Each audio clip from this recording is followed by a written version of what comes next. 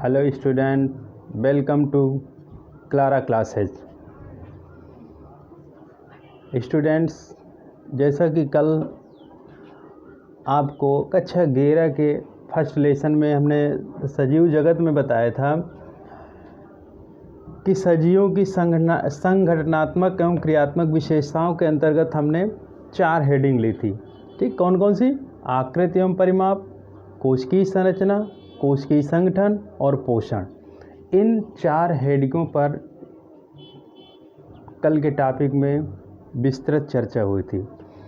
इसके बाद आज वृद्धि से हमें पढ़ाना है, लेकिन चूँकि ये सारी हेडिंग्स एक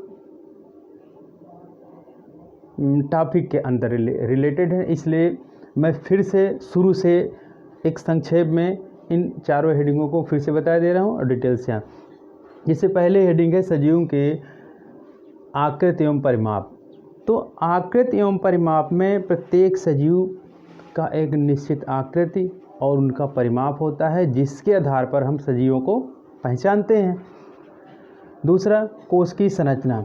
अब प्रत्येक सजीव एक कोशिका से बना। एक सजीव की शुरुआत या किसी भी जीव की शुरुआत एक कोशिका से होती है, और जब कोशिकाएं परस्पर संगठित होकर के जटिलता प्राप्त करती जाती हैं तो जीव भी जटिल होता जाता है। तो एक कोशिकीय जीव, फिर जब कई कोशिकाएं परस्पर मिली बहुकोशिकीय जीव बने, और जैसे जैसे उनके कार्यों में भिन्नताएं आती गई तो उन जीवों में जटिलताएं होती गई।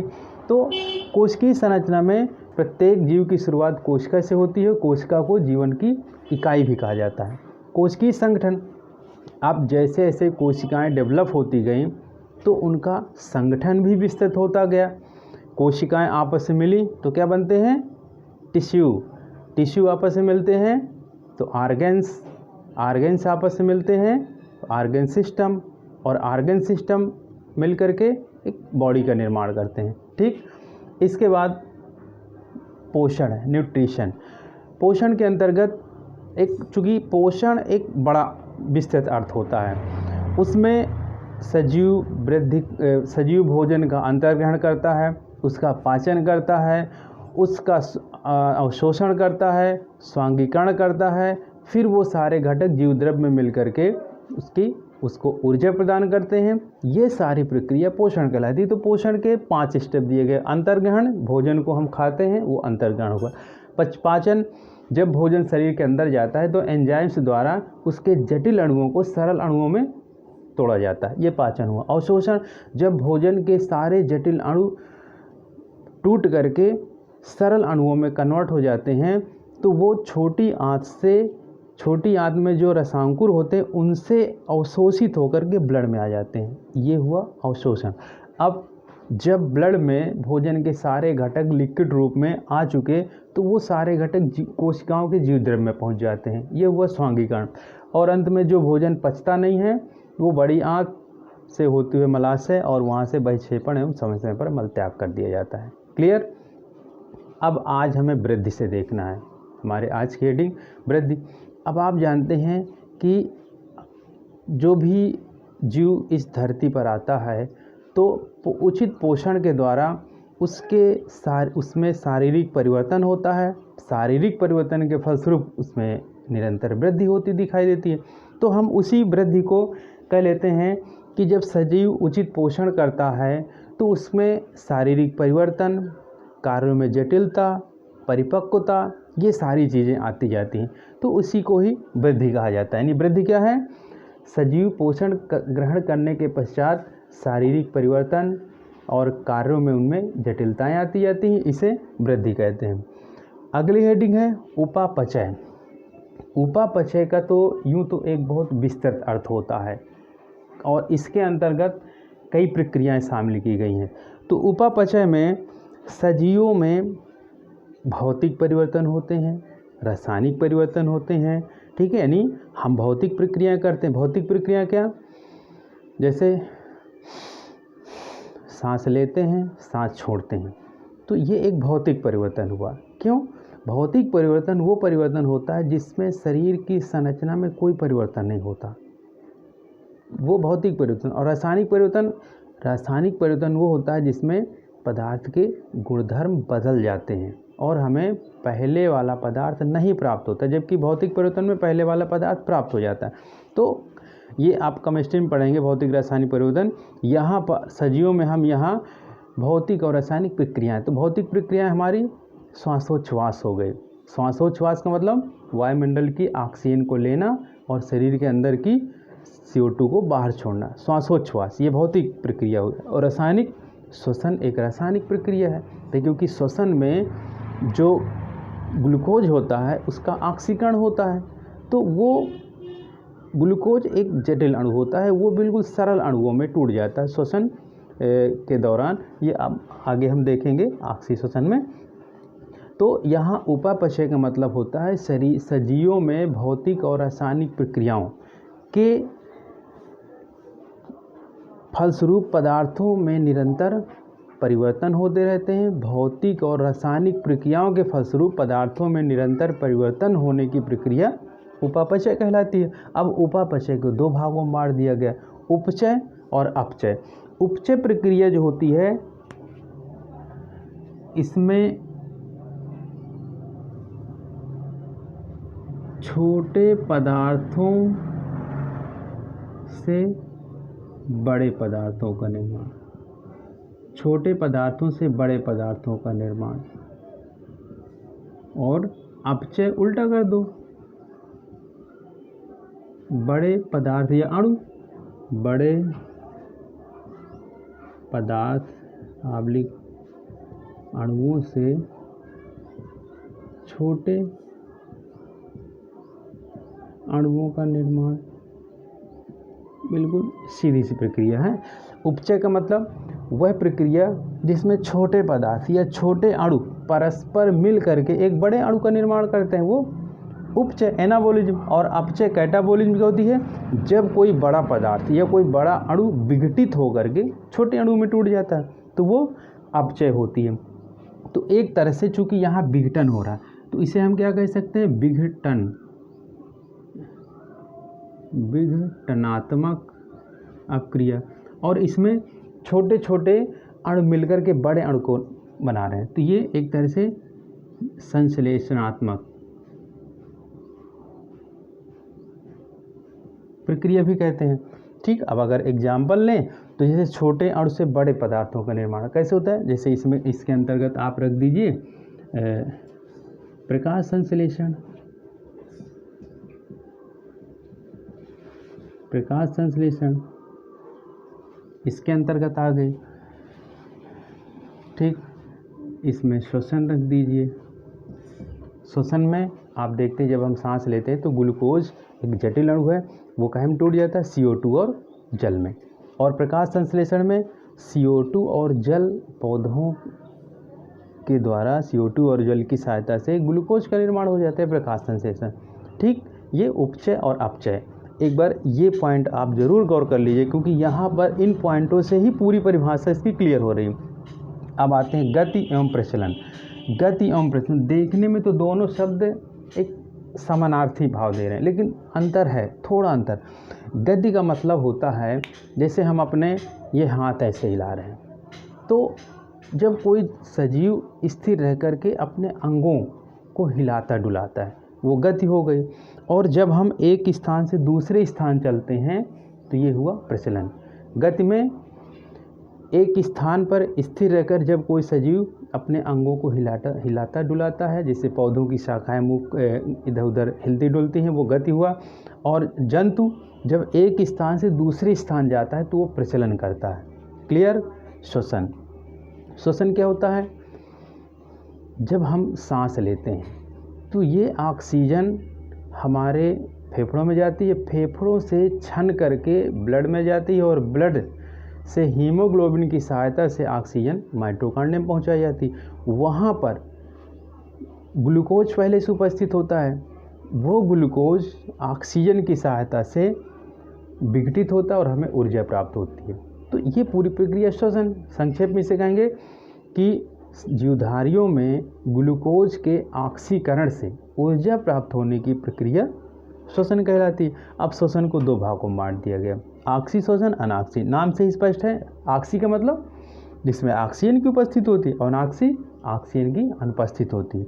एग्जाम्पल के तौर पर अगर हम देखें तो जैसे ग्लूकोज C6H12O6, इसका जब हम ऑक्सीडेशन करते हैं, ठीक है, माइटोकांड्रिया में, ये प्रोसेस होती है, तो ये टूटता है CO2 H2O और 673 किलो कैलोरी एनर्जी। इसमें ग्लूकोज का ऑक्सीजन की अनुपस्थिति में ये क्रिया होती है साइटोप्लाज्म में, कोशिका द्रव्य, इसमें ऑक्सीजन नहीं है और ये टूटता है एथिल अल्कोहल CO2 और प्लस 27 किलो कैलोरी एनर्जी। इसे बोलते हैं एथिल अल्कोहल। ठीक, ये दोनों प्रक्रियाओं को हम उदाहरण से समझेंगे। जैसे ऑक्सी श्वसन किसे कहते हैं? वह श्वसन जिसमें ऑक्सीजन की उपस्थित होती है उसे ऑक्सी श्वसन, और अनाक्सी वह श्वसन जिसमें ऑक्सीजन की अनुपस्थित होती है उसे अनाक्सी श्वसन। और अंतर देखते हैं, ऑक्सी श्वसन कहाँ होता है? माइटोकांड्रिया में। अनाक्सी श्वसन कहाँ होता है? साइटोप्लाज्म, कोशिका द्रव्य में। ऑक्सी श्वसन में अंतिम उत्पाद क्या होते हैं? CO2 तथा जल, और अनाक्सी श्वसन में अंतिम उत्पाद एथिल अल्कोहल तथा CO2। क्लियर? ऑक्सी श्वसन में बहुत अधिक ऊर्जा निकलती, कितनी? 673 किलो कैलोरी, और अनाक्सी श्वसन में 27 किलो कैलोरी ऊर्जा निकलती है। ठीक, तो ये इसके एग्जाम्पल हो। ये कैमरा थोड़ा सा अलग है, मैं इसको बिल्कुल इसके पास कर दूं फ्रंट में, क्योंकि इधर का शायद नहीं दिख रहा है। एक मिनट, ये लीजिए। ठीक, क्लियर? अब आते हैं उत्सर्जन में। उत्सर्जन सजीवों में जब भोजन का पाचन होता है तो बहुत सारे हानिकारक पदार्थ उत्पन्न होते हैं। उन हानिकारक पदार्थों को शरीर से बाहर निकलना आवश्यक हो जाता है। अगर शरीर में रहेंगे तो वो हानिकारक प्रभाव डालेंगे। इसलिए सजीवों में हानिकारक पदार्थों को शरीर से बाहर निकालने की प्रक्रिया उत्सर्जन कहलाती है। अब ये हानिकारक पदार्थ कैसे होते हैं? नाइट्रोजनी पदार्थ, जैसे अमोनिया है, यूरिया है, यूरिक एसिड है, ये सारे नाइट्रोजनी पदार्थ हानिकारक पदार्थ होते हैं। इनको शरीर से बाहर निकालना बहुत आवश्यक होता है। तो शरीर से नाइट्रोजन युक्त हानिकारक पदार्थों को बाहर निकालने की प्रक्रिया उत्सर्जन कहलाती है। ठीक, ये उत्सर्जन की डिफिनीशन हुई। अब उत्सर्जन अलग अलग जंतुओं में उत्सर्जन के लिए अलग अलग अंग होते हैं। जैसे हमारे में उत्सर्जी अंग फेफड़े हो गए, किडनी हो गई, यकृत हो गया, बड़ी आंत हो गई, तो ये सारे और हमारे उत्सर्जी अंग होते हैं। कहीं ना कहीं हानिकारक पदार्थों को तो ये बाहर निकाल रहे हैं या सरल पदार्थों में चेंज कर रहे हैं। जैसे यकृत बहुत हानिकारक अमोनिया को कम हानिकारक यूरिया में चेंज कर देता है। फेफड़े CO2 को बाहर निकालने में मदद करते हैं। किडनी हानिकारक पदार्थों जो ब्लड में होते हैं, हानिकारक पदार्थ, उनको छान करके मूत्र के रूप में बाहर निकालती है। तो इस तरह ये उत्सर्जन प्रक्रिया हो गई। प्रजनन का मतलब है सजीवों में अपने जैसी संतान उत्पन्न करना प्रजनन कहलाता है। तो प्रजनन का मतलब है कि प्रत्येक सजीव अपने जैसी संतान उत्पन्न करे, वो प्रोसेस प्रजनन होती है। अब प्रजनन को दो भागों में बांट दिया, लैंगिक और अलैंगिक। लैंगिक मतलब नर और मादा युग्मक, ठीक है। लैंगिक में नर और मादा युग्मकों के मिलकर जाइगोट बनाने की प्रक्रिया को लैंगिक प्रजनन कहते हैं। इसमें दो जंतु अनिवार्य होते हैं, ठीक है। ये तो दो लिंगी जंतु हो सकते हैं या तो एक लिंगी जंतु होते हैं। तो यहाँ पर युग्मक की उपस्थिति अनिवार्य है। नर और मादा, ठीक है, परस्पर मिलकर के अपनी जैसी संतान उत्पन्न करें, वो लैंगिक जनन। और अलैंगिक में यहाँ नर मादा से कोई मतलब नहीं, एक जीव ही अपने जैसी संतान उत्पन्न कर सकता है, उसे अलैंगिक जनन। तो इसलिए इसको एकल जीव जनन भी कहते हैं। और इसमें जो संतानें होती हैं वो क्लोन का रूप होती हैं, जबकि लैंगिक जनन से जो संतानें होंगी वो कुछ ना कुछ माता पिता से भिन्नता लिए होती हैं। कारण भाई उस बच्चे में कुछ जीन्स 23 गुणसूत्र माता के जाते हैं मानव में और 23 गुणसूत्र पिता के, तो दोनों के गुणसूत्र उस बच्चे में पहुंचते हैं तो वो दोनों के लक्षण लिए होता है। तो ऐसी संतानों में भिन्नता होती है और भिन्नताएं ही आगे चल करके उसको वातावरण के अनुकूलित बनाती हैं। और अलैंगिक जनन एक ही जीव विभाजित होकर के अपने जैसी संतान उत्पन्न कर लेता है, वो अलैंगिक जनन। तो ऐसी संतानें क्लोन कही जाती हैं, अर्थात इनमें भिन्नता नहीं होती, भिन्नता बिल्कुल नहीं होती, बिल्कुल हुबहू ये माता या पितृ के अनुरूप होते हैं। तो इसके अंतर्गत कई विधियां होती हैं, जैसे मुकुलन हो गया, हाइड्रा मुकुलन द्वारा ही अपने जैसी संतान उत्पन्न करता है। द्विविभाजन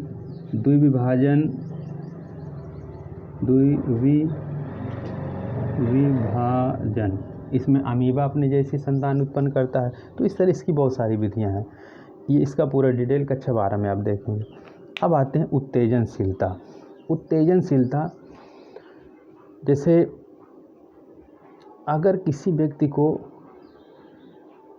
गर्म वस्तु छुआ दी जाए तो तुरंत हाथ हटाता है, तो ये क्या हुआ? उत्तेजनशीलता।